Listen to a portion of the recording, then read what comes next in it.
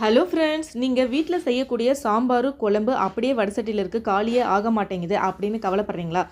இந்த மாதிரி மிளகா பொடி, மல்லி, ஜீரகப்பொடி, குழம்பு பொடி அரைச்சி பாருங்கள். அப்புறம் சொல்லுவீங்க வடசட்டியில் ஒரு பொட்டு கூட மீதி ஆகலை, வடசட்டியே காலி பண்ணிட்டாங்க அப்படின்ட்டு. அவ்வளோ டேஸ்ட்டான குழம்பு வைக்கணும் அப்படின்னா நம்ம வீட்டில் அரைக்கக்கூடிய பொடி வகைகள் வந்துட்டு நல்ல மணமாகவும் கலர்ஃபுல்லாகவும் இருக்கணும். அதுக்கு நம்ம வாங்கக்கூடிய மிளகா, மல்லி எப்படி நம்ம பார்த்து வாங்குறது, எந்தெந்த விகிதத்தில் பொருட்களை போட்டு அரைக்கிறது, இது எல்லா டீட்டெயிலையும் நான் வீடியோவாக அப்லோட் பண்ணியிருக்கேன். வீடியோ லிங்க்கை உங்களுக்கு நான் டிஸ்கிரிப்ஷன் பாக்ஸில் கொடுக்குறேன்.